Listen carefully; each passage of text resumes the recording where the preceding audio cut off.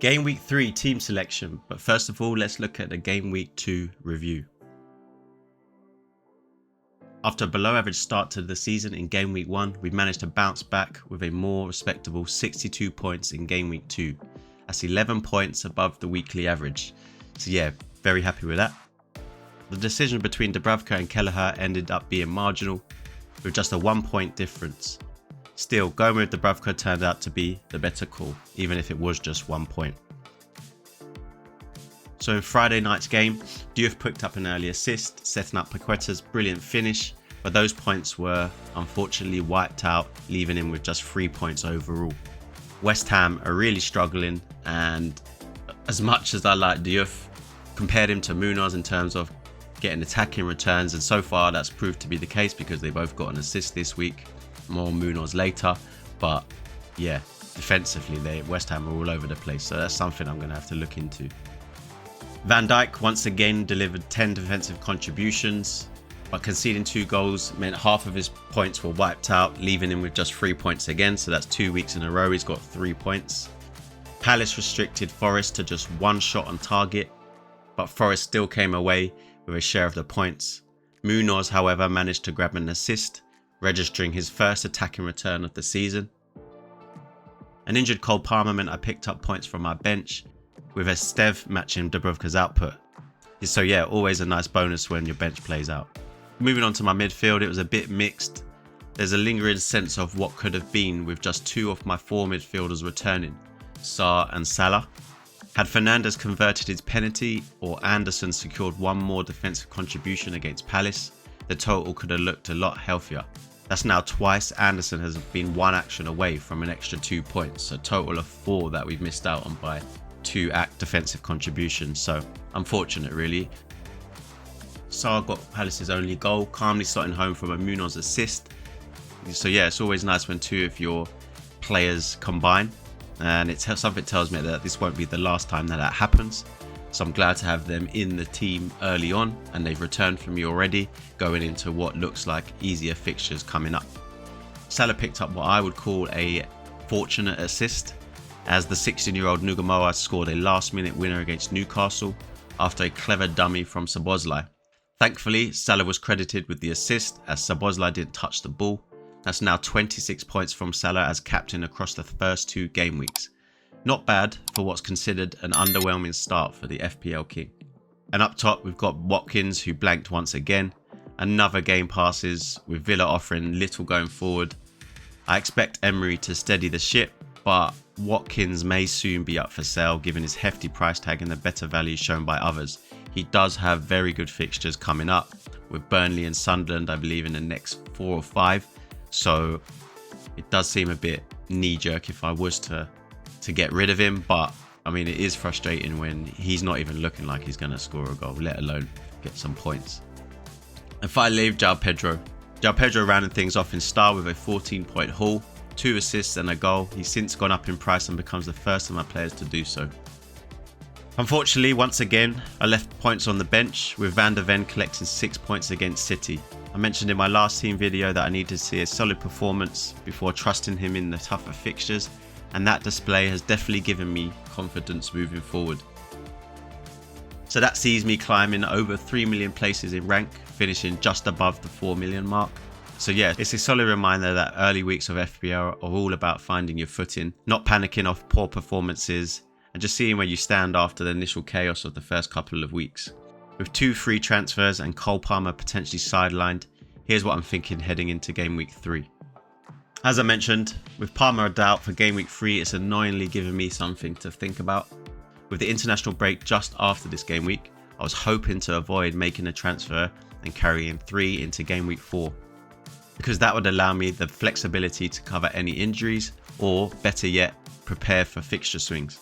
But with Chelsea confirming on Tuesday afternoon that Palmer didn't train, I think he trained alone, there's now a chance he won't be in the squad to face Fulham. The reports were positive, but I think with the international break coming up, I don't think Chelsea are going to risk it. They can look at it and go, okay, rest him for game week 3, give him the international break. He probably won't go away with England, and then he'll be fresh for when he comes back in game week 4. If that's the case, I'm looking at Cody Gakpo as a possible replacement. He's already scored and picked up 2 assists against Newcastle, and with Burnley away and Everton at home in the next 3, there's a good opportunity for returns there. However, the only downside of that is that if Liverpool are looking for Isak, that then adds more competition up top. So they're going to have Isak, Ekitike, Gakpo, Salah. It's a lot of competition. Will that push Gakpo onto the bench for Ekitike to go to the left hand side and Isak to go up top? So it's a risky one, but with good fixtures coming up, it could play off. Yeah, and he's currently projected to get over 16 points that run. Another option is Semenyo. He's got 2 goals and 1 assist in his last 2 games with an XGI of 0.84 per 90. That probably won't stay that high, but the fixtures are very decent up to game week 10. He's also a bit cheaper than Gakpo. He's always going to start. There's no doubts about that. He plays full 90 minutes most games. With him being cheaper, it could open the chance for me to upgrade Gu. Either way, I won't be making any moves until there's confirmation on Palmer. If he's fit, the plan is to hold and reassess after the break. Obviously, that means I'm going to wait for Maresca's press conference to see what he says in that. Maybe he'll give more detail on it, and then we'll go from there. So moving on to my team selection now. Kelleher and Brentford kept Villa quiet on Saturday afternoon, restricting them to just 2 shots on target all game. He now faces a Sunderland side that only managed 1 shot on target in their last match against Burnley. Van Dijk has got Arsenal, obviously a tougher fixture than what Newcastle was, so I'm expecting more defensive contributions given the strength of the opponent. The question is whether he can go one further and deliver some bigger points, maybe attack in return from a set piece, or even a clean sheet. It could be a tight game. It's the title game. These games are often quite tight, so you never know, a clean sheet might be on the cards. Munoz faces a Villa side that Palace have beaten 4 times in their last 5 meetings, drawing the other and scoring 17 goals across those games. The FDR has this one marked as a red fixture, but based on Villa's poor start, I'm going to back against that rating. Obviously, with the last 5 meetings, I mean, anything could happen in a Premier League game. That can soon change. 5 meetings can soon be erased and Villa could go on a winning streak against Palace, but you've got to go with history. 4 times out of the last 5 and they scored 17 goals. I mean, that's really promising. So Munoz is at the back, maybe a clean sheet, maybe attack and return. Fingers crossed. And then finally I put Van de Ven.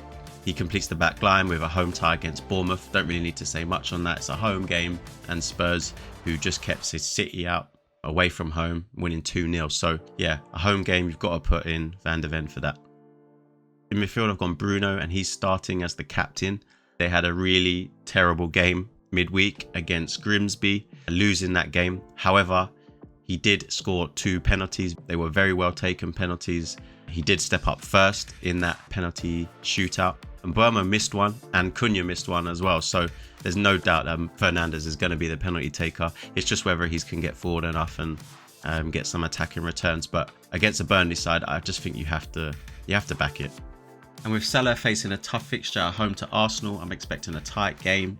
It's an early title fixture, so I'm expecting Arsenal to turn up and be defensively solid, maybe nick a goal on the break or from a set piece as they usually do.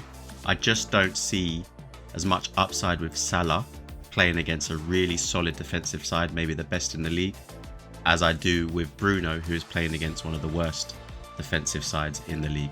Yes, United played terribly against Grimsby, but we cannot deny that they didn't create a load of chances against Arsenal, which is very good to see. They had 22 shots on goal with 7 on target, and then against Fulham they had 10 shots with 3 on target, and they had a penalty as well. So against Burnley you can expect them to create a number of chances. They just need to finish them, and hopefully Fernandes is involved in those goals. As mentioned, Palace have a really good record against Villa, and with that, Sarr has 5 goals in 4 games against Villa, so he's played a massive part in beating Villa with Palace. I don't really need to say much more than that. He's a thorn in their side, and if Villa continue to play their high line, I can see Sarr getting in. Let's see if he can get a return again against Villa. And as you can see, I've got Palmer in there for now, pending any updates from Maresca's press conference. And Anderson also starts with a home fixture against a struggling West Ham side. Up top, I'm sticking with the same 2. Watkins and Pedro. Watkins is slight risk to the Munoz clean sheet, but with a weak bench, Diouf away to Forest, Esteve away to United, there's not much rotation to play with. And rounding it off, all my chips are still intact, and at the moment I'm rolling the transfer. The plan is to get through the international break and reassess, see who's injured, out of form or worth jumping on. Here's hoping for another green arrow. Good luck everyone.